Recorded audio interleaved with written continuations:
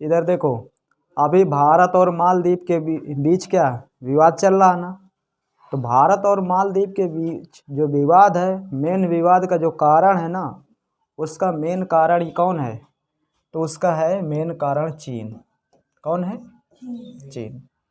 अब देखिए, चीन हमारा भी पड़ोसी देश है और मालदीव भी हमारा पड़ोसी देश है, दोनों हमारे पड़ोसी देश हैं। लेकिन चीन देखा जाए एशिया में सबसे बड़ी शक्ति है, मतलब एशिया में सबसे बड़ी शक्ति चीन है। और ये भी सत्य है कि चीन के पास पैसे की कोई कमी नहीं है, लेकिन हमारे पास भी पैसे की कोई कमी नहीं है। मालदीव जैसे देशों के विकास के लिए अगर देखा जाए, मालदीव जैसे देश एक छोटा सा देश है, ज़्यादा बड़ा नहीं है। ये आप देख रहे हैं, ये मालदीव है। कई द्वीपों, छोटे छोटे कई द्वीप इसमें मिक्स कर दिए गए हैं और उसी को एक देश बना दिया गया है।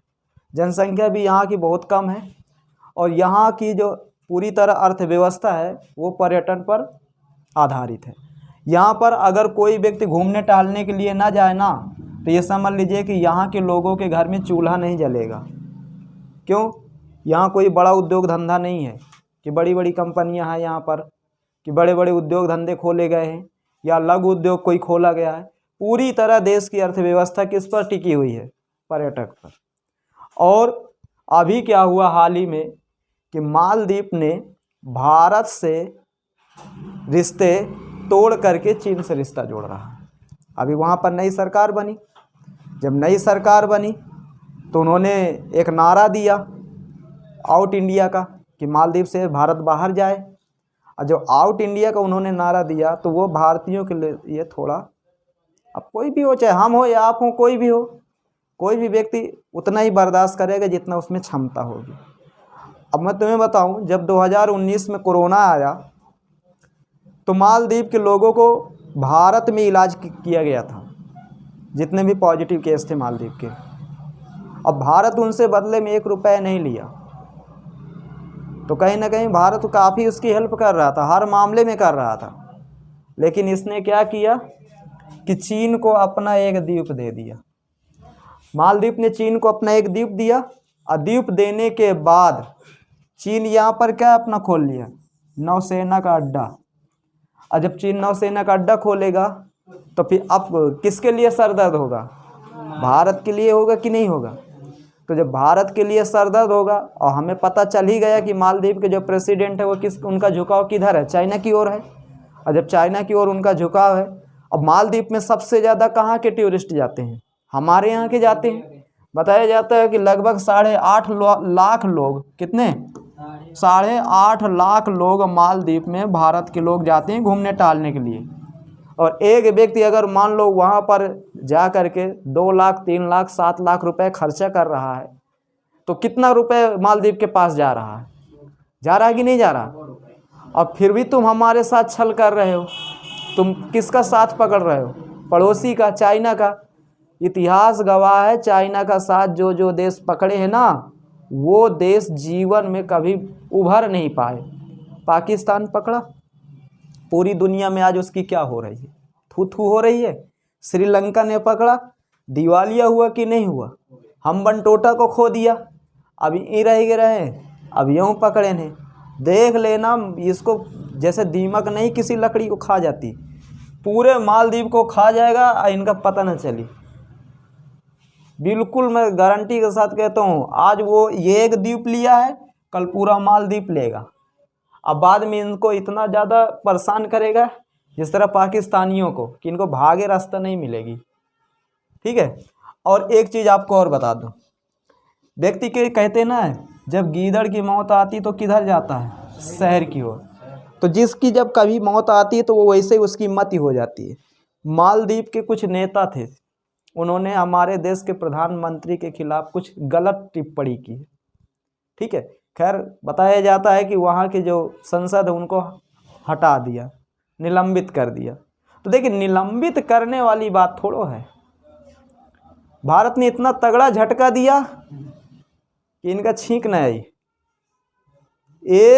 आप ये समझे 24 घंटे के अंदर लगभग 4000 होटलों की बुकिंग रद्द। ये होती एकता। अब 24 घंटे के अंदर 4000 होटलों की बुकिंग रद्द का मतलब समझते हो? किसको नुकसान हुआ? मालदीव को हुआ। और मालदीव और लक्षद्वीप के बीच ज़्यादा दूरी नहीं है बड़ी। देखो मैं तुम्हें बता रहा हूँ, इस नक्शे में समझो। देखिए ये हमारा लक्षद्वीप समूह है और इसके नीचे क्या है? मालदीव समूह, बीच में मिनिका है। तो कहीं ना कहीं देखा जाए मालदीव जो वो है हिंद महासागर में और लक्षद्वीप कहाँ? अरब सागर में। तो अब दोनों के बीच ज़्यादा दूरी नहीं है। और अब भारत सरकार कह रही है कि भारत का कोई भी व्यक्ति अगर मालदीव जाना चाहता है तो उसे जाने की इजाज़त है, लेकिन अगर वही सुविधा हम लक्षद्वीप पर दे दे तो आप यहाँ जाओ, घूमो टहलो।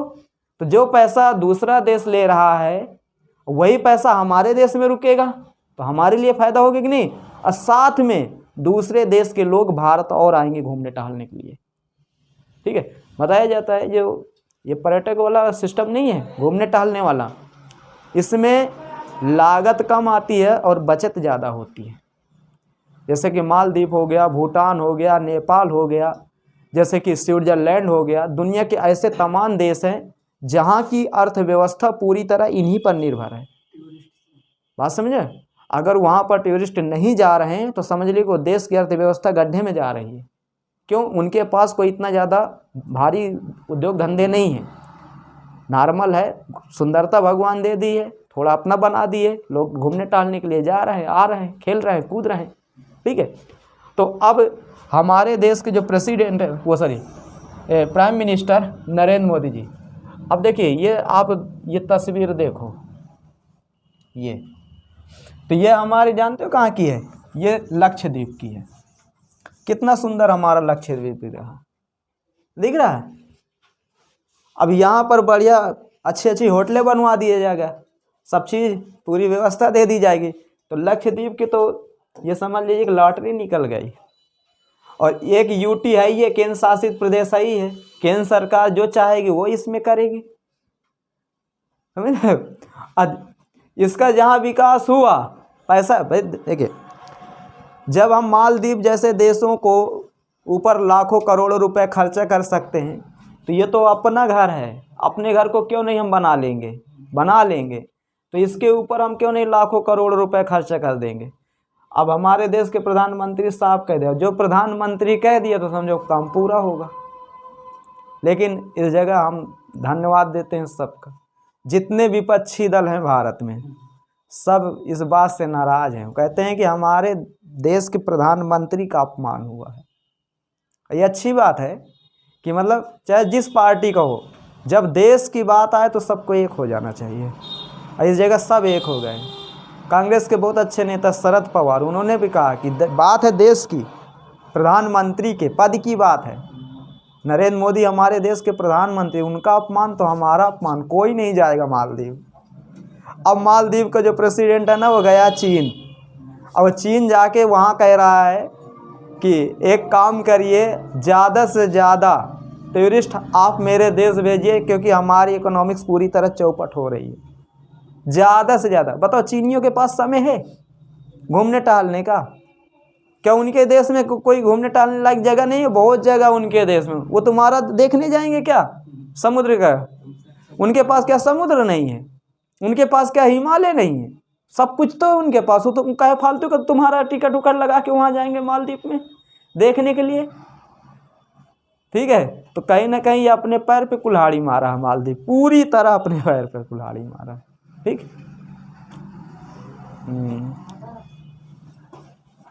तो तुम लोगों को अगर वीज़ा मिला तो चले जाना।